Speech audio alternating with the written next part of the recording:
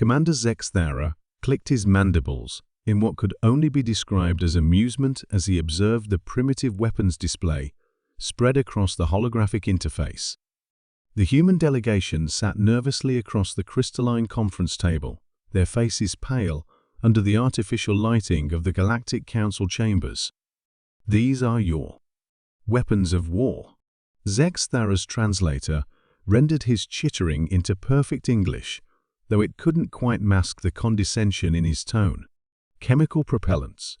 Metal projectiles? How quaint."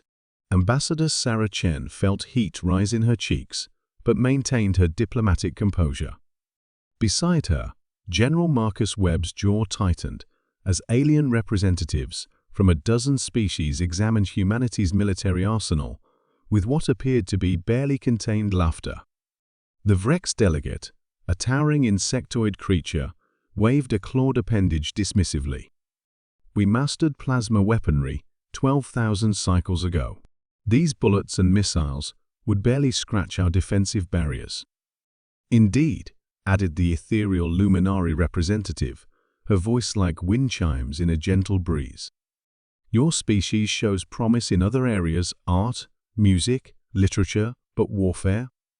Perhaps you should leave such matters to more evolved civilizations." Dr. Elena Vasquez, the team's chief weapons engineer, shifted uncomfortably in her seat. She had warned against showing their conventional arsenal first, but protocol demanded a full disclosure of human military capabilities. What they hadn't revealed yet, however, was humanity's newest development, one that even she wasn't entirely sure the aliens would take seriously. "If I may," Dr. Vasquez interjected softly, "we have one more system to demonstrate." Zexthara's compound eyes glittered with what might have been pity. "By all means, Doctor. Though I suspect it will be more of the same chemical combustion nonsense." The holographic display shifted, showing a sleek metallic device that looked deceptively simple, essentially a long barrel surrounded by electromagnetic coils. Unlike the complex missile systems and elaborate firearms they'd shown before, this weapon appeared almost primitive in its simplicity. "A railgun," Dr. Vasquez announced quietly. The alien delegation exchanged glances. Several began what sounded suspiciously like chuckling.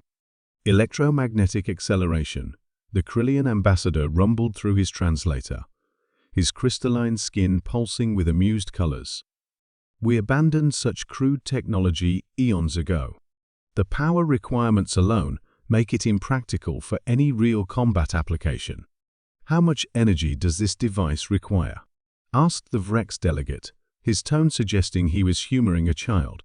"For a standard projectile," Dr. Vasquez replied, "approximately 32 megajoules." The laughter that erupted from the alien delegation was immediate and widespread. Even the usually stoic Zexthara seemed to find the revelation hilarious. 32 megajoules, he exclaimed. "For what? A single shot? Our personal defense shields can absorb terajoules of directed energy without strain. Child, your species would need to build a power plant just to fire this weapon once."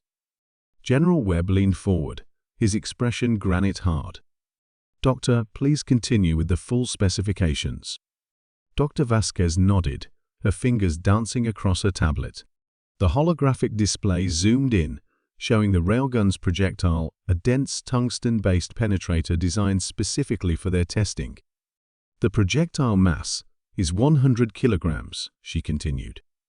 "Muzzle velocity is approximately 25 kilometers per second."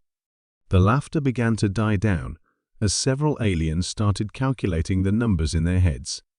"Impact energy," Dr. Vasquez said with growing confidence, "is 31.25 gigajoules." Silence fell over the chamber like a heavy blanket. The Vrex delegate's mandibles stopped clicking. The luminary representative's gentle glow flickered uncertainly. Even Zexthara's compound eyes had stopped their amused glittering. That's nearly equivalent to a small nuclear device," whispered the Krillian ambassador, his skin now pulsing an alarm shade of deep purple. But delivered as a kinetic impactor, General Webb added grimly. No radiation, no electromagnetic pulse, no collateral energy signatures. Just 100 kilograms of tungsten, moving at 25 clicks per second. Dr. Vasquez pulled up combat simulations that had been classified until this moment. The holographic display showed the tungsten penetrator striking various alien ship design schematics that human intelligence had painstakingly gathered over months of diplomatic contact. Shield after shield collapsed under the kinetic impact. Armor plating that could withstand concentrated plasma fire crumpled like paper.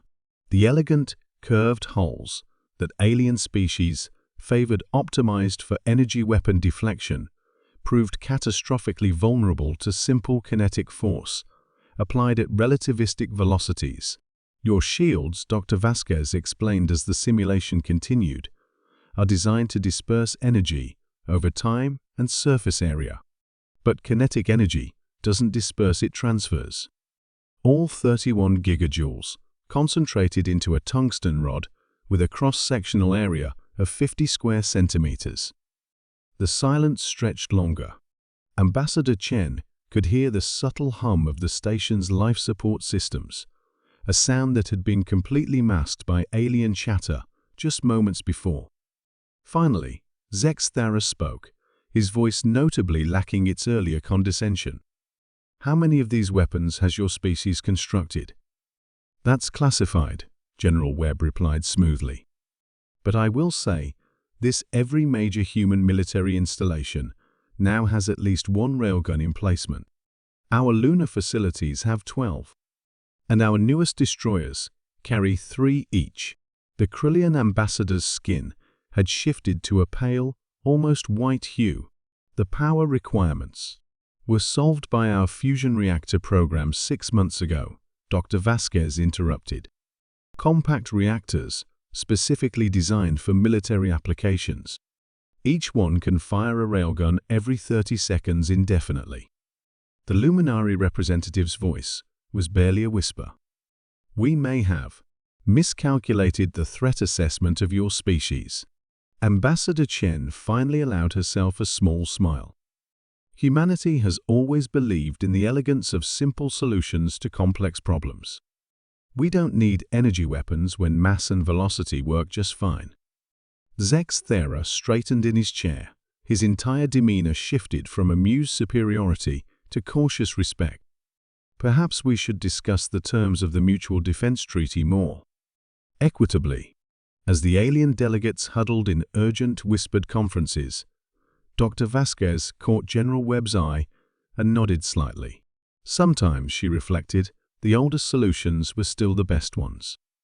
After all, rocks had been humanity's first weapons, and apparently, they might be humanity's most effective ones too. The age of kinetic diplomacy had begun.